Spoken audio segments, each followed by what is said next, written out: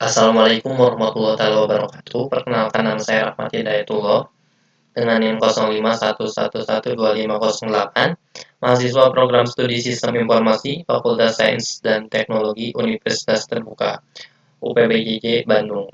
Di video kali ini saya akan mempraktekkan tugas 1 mata kuliah pemrograman berbasis web dengan kode kuliah dengan kode mata kuliah STSI 4201. Di e-learning sendiri ini datanya sudah diberikan. Ada 3 data, yaitu data JS, kemudian image untuk format bahan ajar ya. Kemudian ada panduan tugas 1. Kita langsung saja masuk ke tugas satunya.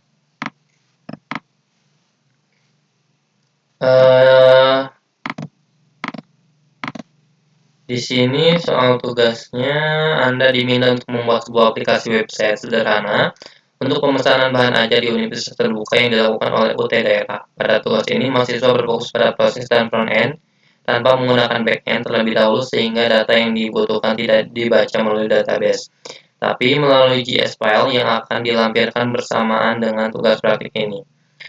Dan buatlah 4 halaman website sebagai berikut, yaitu halaman login, kemudian dashboard, menu, kemudian dashboard HTML, dan informasi stok bahan ajar.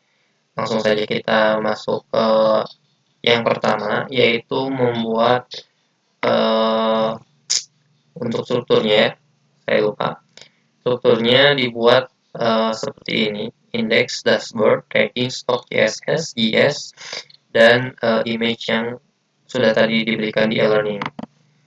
Dan di sini saya sudah membuat codingannya agar menghemat waktu juga. Sini index, dashboard, stock, dan tracking, kemudian style.js sudah saya buat dalam folder dengan nama tugas 1 Sita. Kemudian saya akan jelaskan sedikit saja.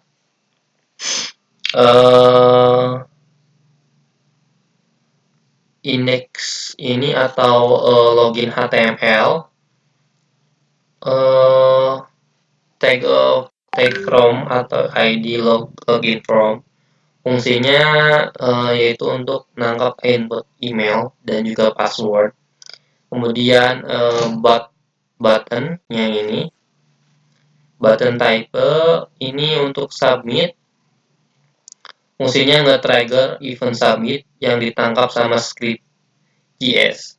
Nah, dalam indeks ini wajib mempunyai data JS dulu, data JS terlebih dahulu, kemudian script JS, dan juga style.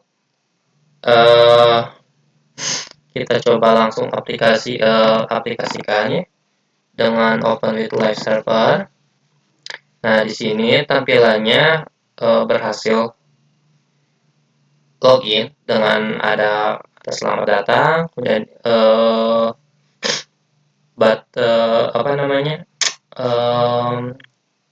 login formnya udah ada, yaitu email dan password.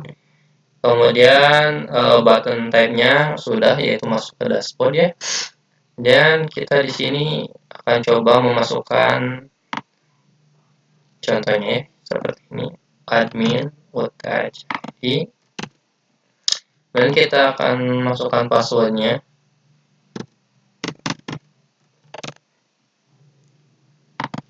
Nah, bila salah, nanti di sininya email atau password salah, ada pemberitahuan. Lalu kita akan coba masukkan dengan password yang benar. Maka tampilannya akan membawa kita ke dashboard seperti ini. Saya jelaskan terlebih dahulu untuk stylenya ya. Untuk dashboard. Di dashboard sendiri ini H1-nya, H1 ID itu ada atau wadah untuk user di CCS pakai text konteks dari local storage. Kemudian ini div-nya div ID atau total stock. Total stoknya fungsinya untuk nampilin hasil penjumlahan stok dari data bahan ajar pakai metode reduc. Kemudian 3 kartu atau 3 card menu fungsinya yaitu navigasi ke halaman lain pakai text. Kemudian stoknya untuk input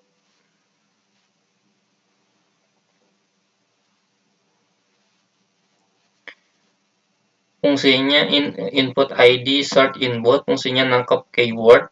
Nanti di JS dipasang add event list teenage. Kemudian di ID-nya juga ini fungsinya wadah kosong, nanti diisi buku atau sama JS pakai inner HTM atau hasil looping for each. Dan file tracking kita pembahasan dulu, nanti langsung kita akan coba praktek. Kemudian file trackingnya HTML input ID, nomor DO-nya yaitu nangkep nomor DO yang di input user. Yang ini mana sih? Sorry, ini nomor ini. Dan di VDID hasil trackingnya yaitu fungsinya untuk pada awalnya display, terus kalau down ketemu JS ubah jadi display block plus isi datanya. Kemudian style JS, nah ini karena banyak banget, jadi saya akan sedikit. Root itu untuk warna utama, fungsinya yaitu bikin variabel warna biar gampang ganti tema ya. Kemudian navigasi bar yaitu position sticky, fungsinya bikin navigasi bar nempel di atas pas di scroll. Dan buku card itu fungsinya bikin efek interaktif card naik pas di home. Sebentar.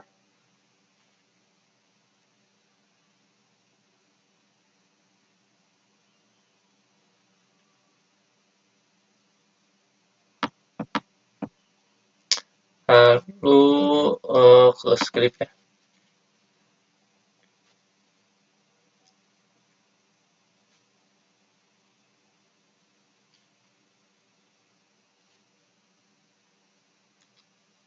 Fungsi script, nah ini berarti fungsi login tadi itu tugasnya nyari satu objek user di array data pengguna, kalau ketemu lanjut simpan sesi.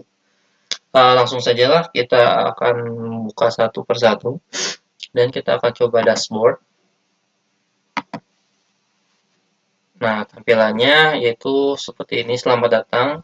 Kemudian ada stok bahan ajar, tracking pengiriman, kemudian laporan dan laporan singkat dengan total stok bahan ajar 1587. Kita akan coba ke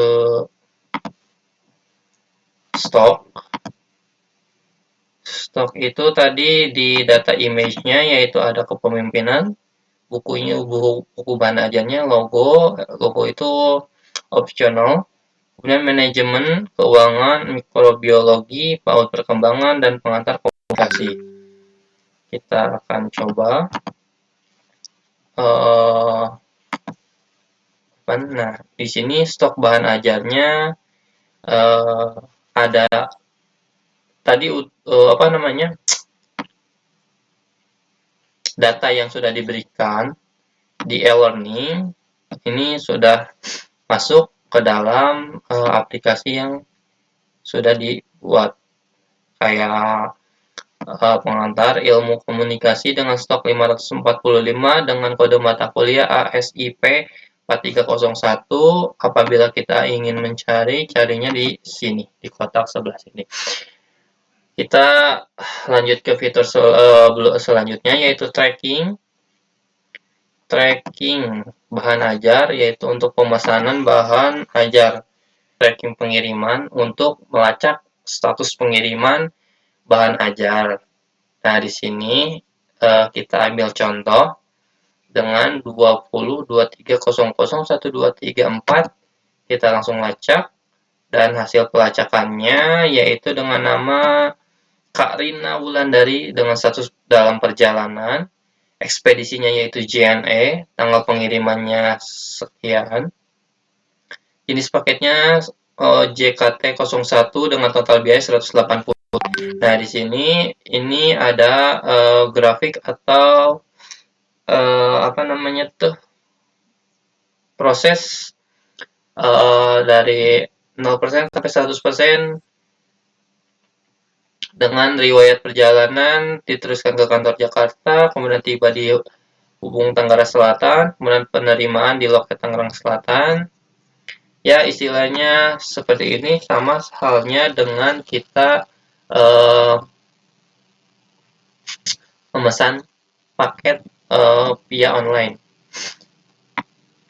Lalu untuk selanjutnya mungkin